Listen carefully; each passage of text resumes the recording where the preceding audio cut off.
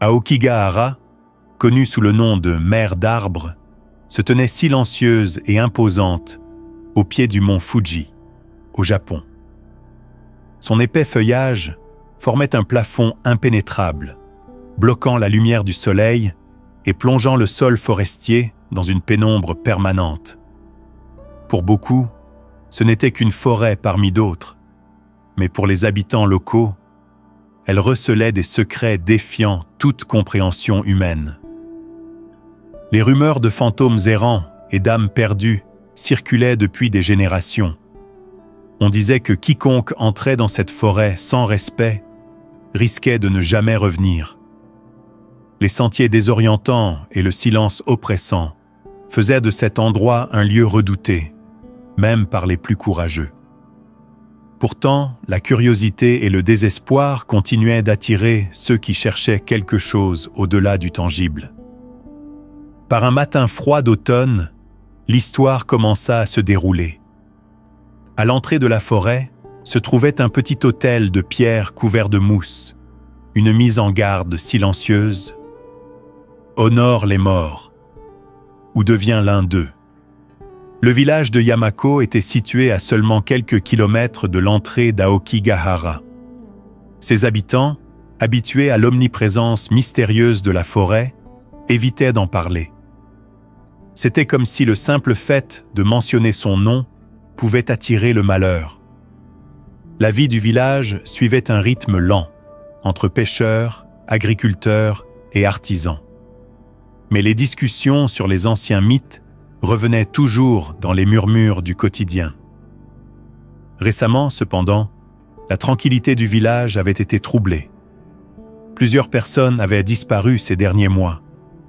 Tandis que les autorités parlaient d'incidents isolés, les villageois chuchotaient que la forêt était la véritable coupable.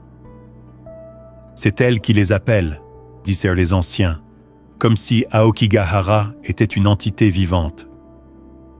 Dans la place centrale, le tintement des cloches du temple résonnait, rappelant à tous que la peur était toujours tapie dans l'ombre. Naoko, une jeune femme de 21 ans, écoutait ces murmures avec scepticisme, mais une sensation croissante d'urgence commençait à grandir en elle. Naoko avait grandi en entendant les histoires sur la forêt, mais elle les avait toujours considérées comme des exagérations. Déterminée et curieuse, elle étudiait l'histoire et la mythologie locale pour distinguer le vrai du faux. Son intérêt n'était pas purement académique. Son meilleur ami, Hiroshi, avait disparu 3 mois plus tôt, et on l'avait vu pour la dernière fois se diriger vers la forêt. Malgré les efforts de sa famille pour la dissuader, Naoko sentait qu'elle devait trouver des réponses.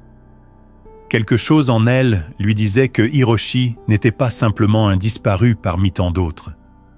Il y avait un lien, quelque chose qui l'attirait vers ce mystère.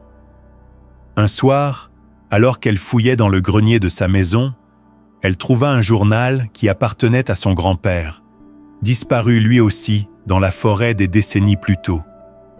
Les dernières pages du journal étaient intactes et portaient des écrits fébriles.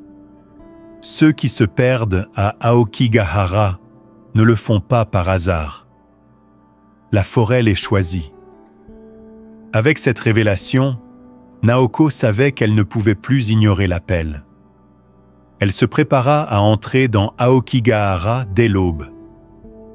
Le lendemain matin, Naoko se dirigea vers l'entrée d'Aokigahara, armée uniquement d'un sac à dos contenant des provisions de base, une lampe torche et le journal de son grand-père. Le silence de la forêt était presque palpable, comme si la nature retenait son souffle. Les arbres imposants formaient une voûte si dense que la lumière du soleil peinait à percer, plongeant le sol dans une obscurité permanente. En suivant l'un des sentiers principaux, Naoko remarqua de petites offrandes laissées le long du chemin. Des rubans rouges, des talismans protecteurs et quelques pièces éparpillées. Elle s'arrêta devant l'un de ces autels improvisés, un frisson lui parcourant l'échine. C'était comme si une présence invisible l'observait depuis les ombres. Après des heures de marche, elle décida de s'arrêter pour ouvrir le journal de son grand-père. Une phrase attira particulièrement son attention. « Le vent porte les voix de ceux qui ne sont plus là.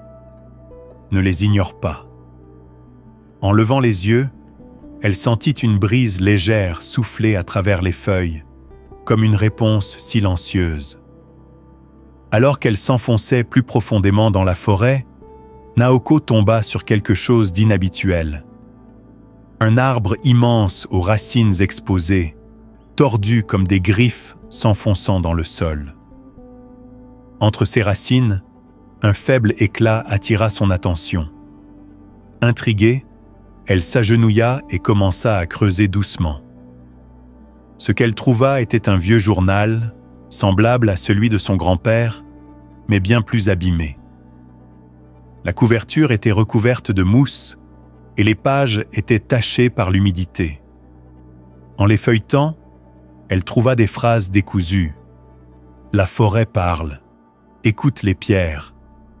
Le temps ici n'est pas le même. » Cependant, une page en particulier contenait un message griffonné, presque illisible. Ceux qui entrent deviennent une partie de quelque chose de plus grand. Il n'y a pas de retour, seulement l'acceptation. Le cœur de Naoko s'accéléra. Qui avait écrit ces mots? Et comment ce journal était-il arrivé ici? Avec les 2 journaux en main, Naoko poursuivit son chemin. Elle remarqua que la forêt semblait changer autour d'elle. Les sentiers devenaient plus étroits, les sons de la nature s'évanouissaient peu à peu, et l'air semblait plus lourd, presque suffocant, comme si la forêt elle-même cherchait à la désorienter. En progressant, elle commença à apercevoir des objets abandonnés sur le sol. Une chaussure d'enfant, une montre brisée, un sac à dos déchiré. Chacun de ces objets semblait raconter une histoire inachevée, un témoignage silencieux de ceux qui n'étaient jamais revenus. Elle se rappela les paroles d'un villageois « La forêt garde ce que nous refusons de voir ». Un peu plus loin, elle trouva un arbre où des noms et des dates étaient gravés dans l'écorce, comme des épitaphes improvisées. Alors qu'elle effleurait ces gravures, elle tomba sur un nom qui la paralysa. Hiroshi. La date à côté était récente. Ses jambes fléchirent, mais elle savait qu'il était trop tard pour reculer. Murmurant pour elle-même, elle se ressaisit. Si la forêt m'a choisi, qu'il en soit ainsi. Mais j'ai choisi de découvrir la vérité. Alors que Naoko avançait toujours plus profondément dans la forêt, l'atmosphère devenait de plus en plus oppressante. Les branches des arbres semblaient se courber au-dessus d'elle, formant un tunnel naturel menant vers une destination inconnue. Soudain, un bruit étrange brisa le silence. Ce n'était pas le cri d'un animal, mais un son plus profond, presque humain. Naoko s'arrêta net, son cœur battant à tout rompre, et essaya de localiser l'origine du bruit. C'était un gémissement, faible et continu, comme le pleur de quelqu'un perdu. « Hiroshi » appela-t-elle d'une voix hésitante. Mais le son cessa aussitôt, laissant derrière lui un silence encore plus lourd. Un frisson lui parcourut la colonne vertébrale, et pour la première fois, une peur viscérale s'installa en elle. Malgré son angoisse croissante, Naoko décida de suivre ce qu'elle croyait être l'origine du bruit. La végétation devint plus dense, et les racines et les branches formaient un véritable labyrinthe d'ombres. À travers les arbres, elle distingua une silhouette floue qui semblait immobile. Elle sentit son souffle se couper en essayant de déterminer si ce qu'elle voyait était réel ou une illusion créée par la forêt. Une brume épaisse se forma soudainement, enveloppant Naoko dans une blancheur qui rendait son environnement méconnaissable. La densité du brouillard réduisait sa vision à quelques mètres et une étrange humidité alourdissait l'air. C'est alors que les voix commencèrent à résonner de nouveau, cette fois plus distinctes. Elles semblaient venir de partout à la fois, chuchotant son nom. « Naoko, reviens, tu n'as pas ta place ici. » Les murmures, entrelacés, créaient une cacophonie qui la désorientait. Son cœur battait si fort qu'elle sentait ses tempes vibrer. Elle se rappela soudain une phrase du journal de son grand-père. « Quand la forêt te parle, écoute attentivement. Toutes les voix ne disent pas la vérité. » Naoko ferma les yeux, cherchant à ignorer le chaos autour d'elle. Peu à peu, les murmures s'estompèrent et une voix se détacha du reste. Un rire doux, presque enfantin. Lorsqu'elle rouvrit les yeux, la brume semblait se dissiper légèrement. Devant elle, un chemin bordé de rubans rouges attachés aux branches se dessinait. Elle savait qu'elle devait le suivre, malgré la peur qui serrait son ventre. En suivant les rubans rouges, Naoko pénétra dans une partie de la forêt encore plus sombre et oppressante. Les arbres semblaient tordus, leurs branches s'élevant comme des griffes vers le ciel. L'air était glacial, et la sensation d'être observée devenait de plus en plus pesante. Soudain, le craquement d'une branche derrière elle la fit se retourner brusquement, sa lampe torche à la main. Mais il n'y avait rien. Cependant, l'atmosphère avait changé. Les ombres semblaient s'étirer et bouger à la périphérie de son champ de vision, comme si elles avaient une vie propre. Ses mains tremblaient alors qu'elle serrait les journaux contre elle. Une phrase écrite par son grand-père lui revint en mémoire. « La forêt met à l'épreuve le courage de ceux qui y entrent, mais tous ne survivent pas à cette épreuve. » Déterminée à ne pas céder à la panique, Naoko continua son chemin, même si la sensation d'être surveillée ne la quittait jamais. Alors que la nuit tombait, la forêt s'enfonça dans une obscurité presque totale. Naoko trouva une petite clairière et décida de s'y arrêter. L'endroit semblait étrangement paisible, mais elle savait que cette tranquillité était trompeuse. Elle fouilla dans son sac et sortit des bougies et des allumettes qu'elle avait emportées. Elle en alluma une, et la lumière vacillante repoussa temporairement les ténèbres oppressantes.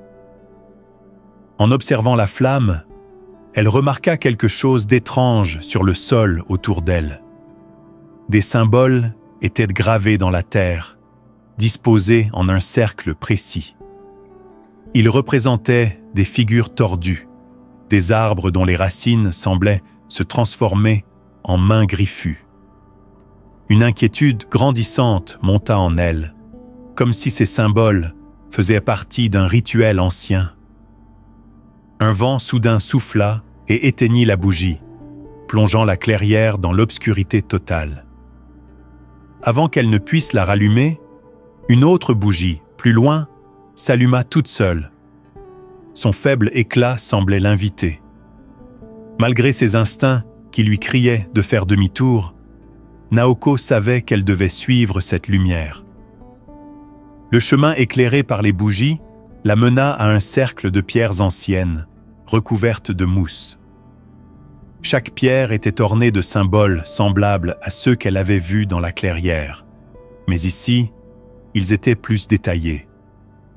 Certains représentaient des figures humaines entourées d'arbres, tandis que d'autres montraient des formes étranges, presque surnaturelles. Elle s'approcha d'une pierre et passa ses doigts sur les gravures.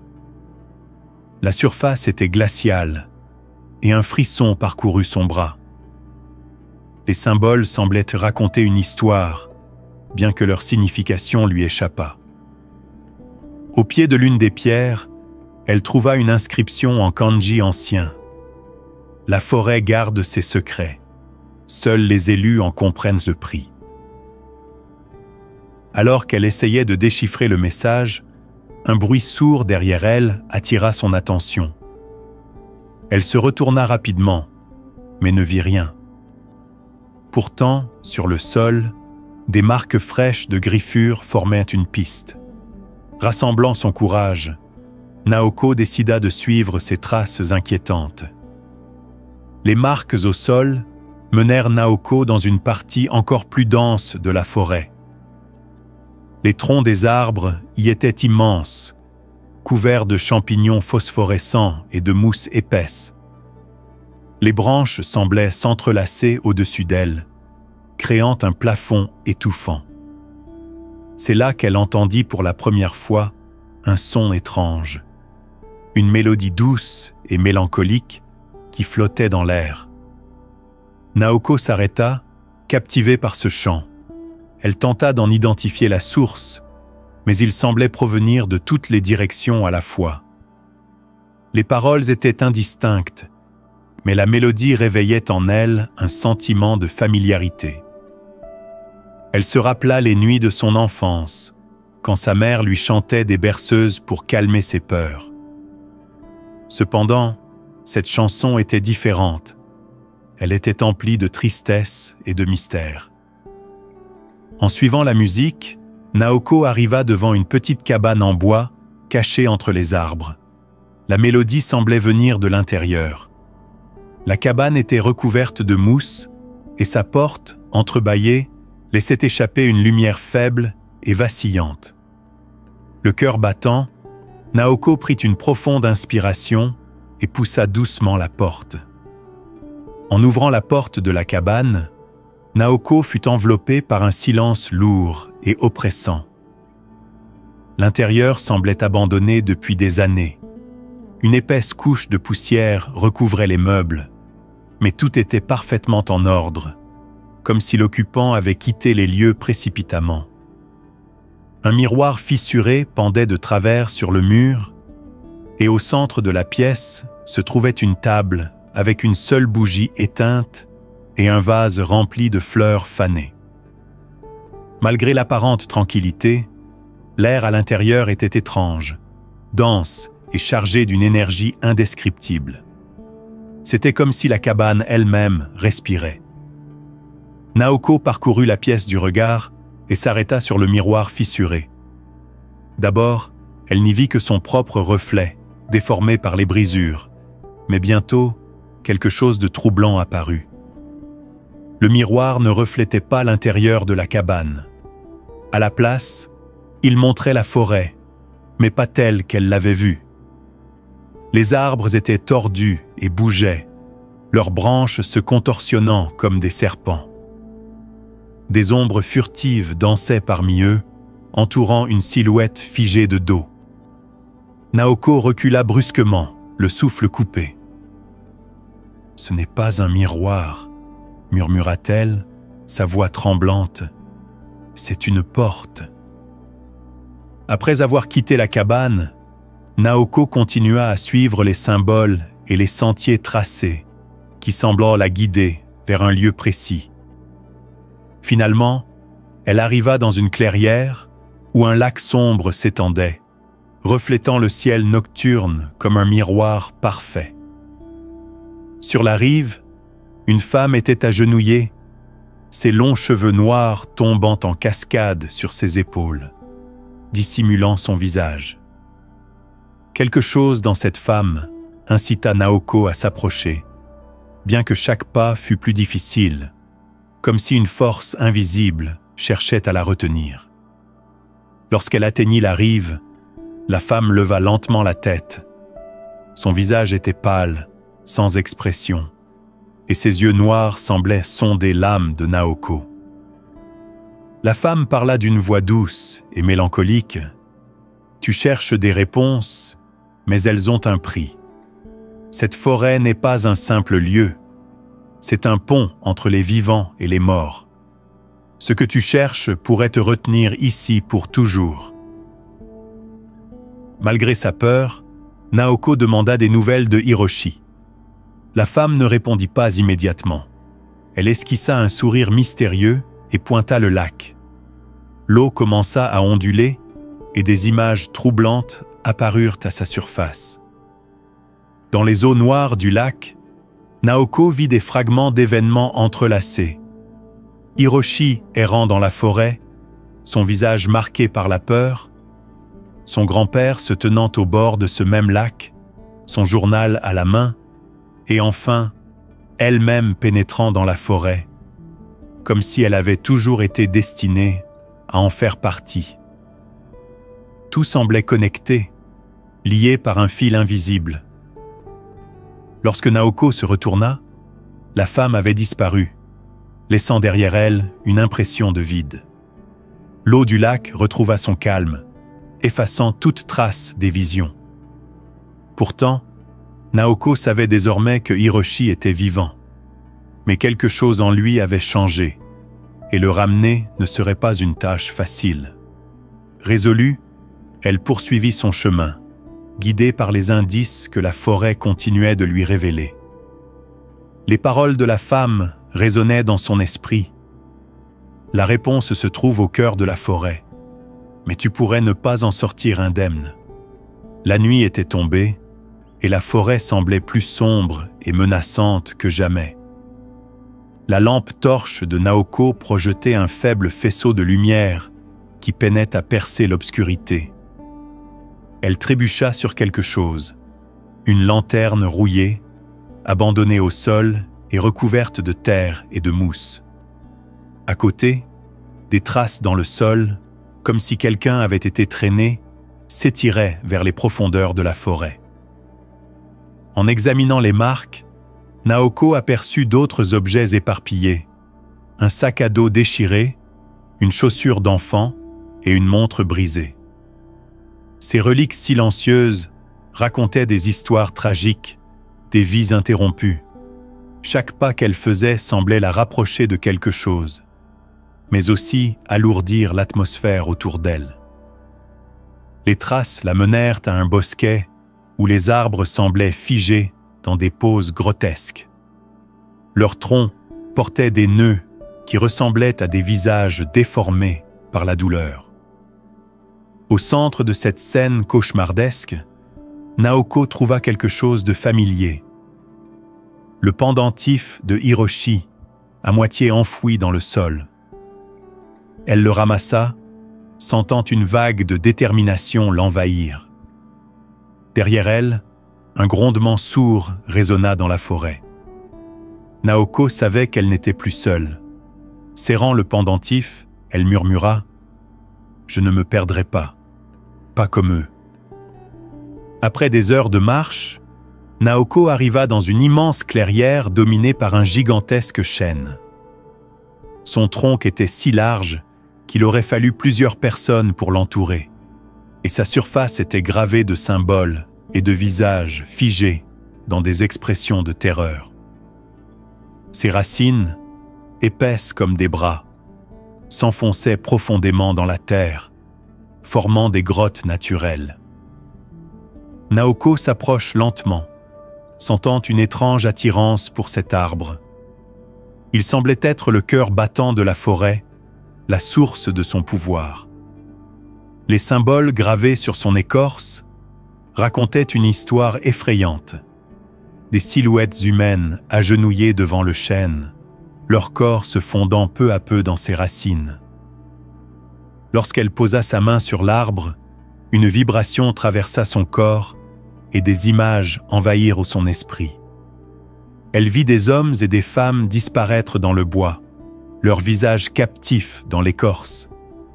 Elle vit aussi Hiroshi, marchant lentement vers l'arbre avec un regard vide.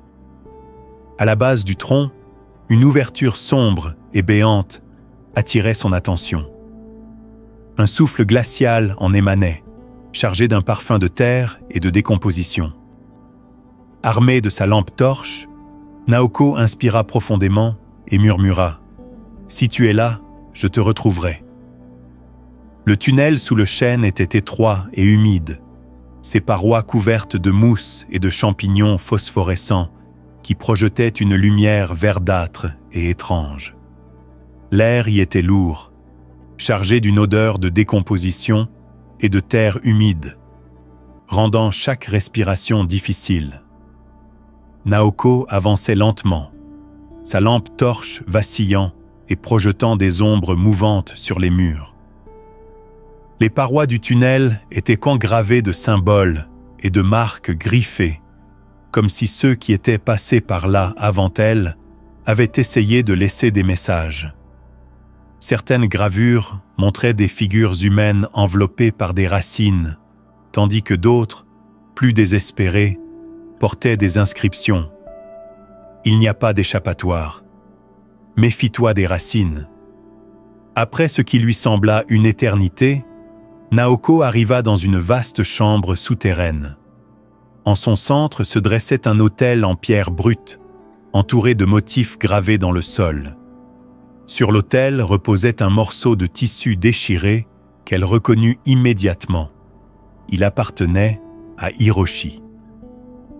Tremblante, elle tendit la main pour le saisir, mais à cet instant, un rire d'enfant résonna dans la salle.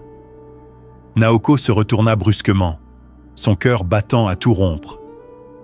Il n'y avait personne, mais les murs de la chambre semblaient palpiter doucement, comme s'ils respiraient. Malgré l'oppression croissante, elle se força à avancer, serrant le tissu dans sa main comme une relique précieuse.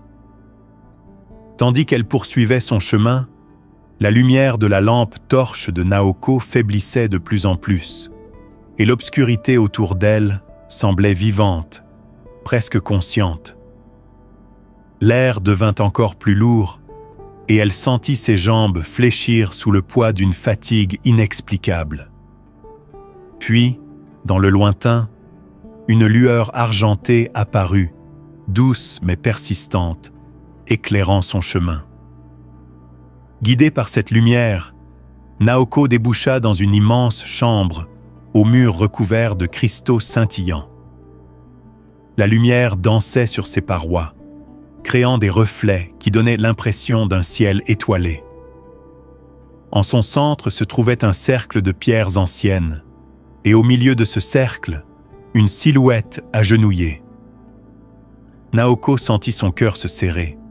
C'était Hiroshi. Il était immobile, la tête baissée et les mains posées sur le sol. Une lumière argentée semblait émaner du cercle, baignant son corps d'un éclat irréel. « Hiroshi » murmura-t-elle, s'avançant prudemment. Mais alors qu'elle approchait, une force invisible la projeta violemment contre l'un des murs de la chambre. Son souffle se coupa sous le choc, et elle réalisa qu'il n'était pas seul. La pièce semblait vibrer, habitée par une présence impossible à décrire. Naoko se releva tant bien que mal, les jambes vacillantes. Elle fixa Hiroshi, qui releva lentement la tête. Ses yeux, autrefois pleins de vie, étaient désormais vides, comme si son âme avait été effacée. Une douleur perça le cœur de Naoko, mais elle savait qu'elle ne pouvait pas l'abandonner. Soudain, une voix profonde résonna dans toute la salle. C'était un son grave, presque guttural, comme si la forêt elle-même s'exprimait. Il appartient à la forêt maintenant. Toi aussi.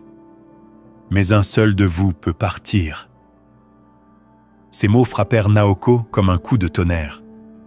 Elle serra les poings, refusant d'accepter ce dilemme. Hiroshi murmura d'une voix faible et brisée. « Pars sans moi, Naoko. Je suis déjà perdue. »« Non !» cria-t-elle, les larmes roulant sur ses joues. « Je ne te laisserai pas !» Saisissant le journal de son grand-père, elle commença à lire à voix haute les inscriptions qu'elle avait trouvées, espérant briser le cercle qui retenait Hiroshi prisonnier. La pièce se mit à trembler, et la lumière argentée autour de Hiroshi vacilla. La voix retentit à nouveau, plus forte, emplie de colère. « Le prix n'a pas été payé. L'un de vous doit rester. » Naoko cria, sa voix déchirante. « Prends-moi, mais laisse-le partir. » À peine Naoko eut-elle prononcé ces mots que le chaos s'abattit sur la pièce. les murs tremblèrent, et des racines massives surgirent du plafond, serpentant et se tordant dans toutes les directions. La lumière argentée s'intensifia, devenant presque aveuglante, puis s'éteignit brutalement, plongeant la salle dans une obscurité terrifiante. Hiroshi poussa un cri déchirant, son corps secoué par des spasmes. Sans réfléchir, Naoko se jeta vers lui, bravant la force invisible qui cherchait à la repousser. Elle attrapa son bras et le tira hors du cercle de pierre. À l'instant où elle le fit, un craquement résonna, comme si une barrière venait de se briser. La voix retentit une dernière fois, basse et menaçante. « Vous avez défié l'équilibre. Le prix sera payé. » Naoko sentit le sol vaciller sous ses pieds. Elle agrippa fermement Hiroshi et l'entraîna vers la sortie du tunnel. Bien qu'ils aient réussi à quitter le cercle, elle savait que la forêt ne les laisserait pas partir si facilement. Le tunnel semblait s'étirer à l'infini alors que Naoko et Hiroshi couraient à bout de souffle. Derrière eux, les grondements des racines et les échos de pierres qui s'effondraient résonnaient comme une chasse infernale. Hiroshi, affaibli, peinait à avancer. Naoko le soutenait, son propre corps alourdi par une fatigue écrasante. Alors qu'ils approchèrent de l'ouverture du tunnel, une ombre massive se matérialisa devant eux, bloquant leur chemin. C'était une entité informe, faite de racines, de terre et de ténèbres, avec des yeux rougeoyants semblables à des braises. La voix qu'ils avaient entendue plus tôt parla à nouveau. « L'équilibre doit être rétabli. L'un de vous doit rester. » Naoko s'arrête net, le souffle court. Elle regarda Hiroshi qui la fixa avec des yeux emplis de peur et de résignation. Elle posa une main sur son épaule, puis se tourna vers l'entité, déterminée. « Prends-moi, » dit-elle d'une voix tremblante mais résolue. « Laisse-le partir. » L'entité sembla hésiter, puis recula légèrement. Elle murmura « Le prix a été payé. » Naoko sentit une force invisible la pousser violemment hors du tunnel, entraînant Hiroshi avec elle. Naoko et Hiroshi tombèrent à terre, alors qu'ils étaient projetés hors du tunnel. Le soleil du matin baignait la forêt d'une lumière douce, en contraste saisissant avec l'obscurité oppressante qu'il venait de quitter. Naoko inspira profondément. L'air frais emplit ses poumons, mais une sensation étrange persistait. Quelque chose n'allait pas. Hiroshi ouvrit les yeux et regarda autour de lui, ses traits marqués par la fatigue et la confusion. « Sommes-nous dehors ?» murmura-t-il, comme s'il n'osait y croire. Naoko hocha la tête, mais au fond d'elle-même, elle savait que cette sortie n'était pas sans conséquences. Au fil des jours qui suivirent, Naoko tenta de reprendre une vie normale dans le village. Pourtant, elle sentait la forêt peser sur elle, comme une ombre invisible. La nuit, elle entendait parfois des murmures venant de l'extérieur, des voix murmurant son nom avec douceur, presque avec insistance. Les journaux qu'elle avait rapportés de la forêt étaient maintenant vides. Les pages, autrefois pleines de mots, avaient été effacées, comme si le savoir contenu en elle avait été repris par la forêt. Elle commença à se demander si elle avait réellement quitté Aokigahara, ou si une partie d'elle-même était restée piégée dans ses profondeurs. Hiroshi, de son côté, semblait toujours hanté. Il restait silencieux, le regard souvent perdu, et semblait incapable de trouver un semblant de paix. Les nuits étaient quant à les pires, des cauchemars le faisaient hurler, et au matin, il était encore plus distant. Un jour, Naoko se réveilla pour découvrir que sa chambre était vide. Sur sa table, une simple note avait été laissée. Elle la lut, le cœur battant. La forêt m'appelle. Je ne peux pas l'ignorer. Pardonne-moi. La panique envahit Naoko. Elle savait exactement ce que cela signifiait. Hiroshi était retourné à Aokigahara, et cette fois, elle ne pouvait pas le laisser disparaître. Elle prépara rapidement un sac et se dirigea vers l'entrée du bois, déterminée à le ramener. À l'approche de la forêt, elle sentit le poids familier de son aura sombre. Les arbres semblaient se pencher vers elle, comme s'ils l'attendaient. Naoko prit une profonde inspiration et franchit le seuil. Elle comprit alors que, malgré tout, elle n'avait jamais vraiment quitté Aokigahara. Naoko ne revint jamais du bois.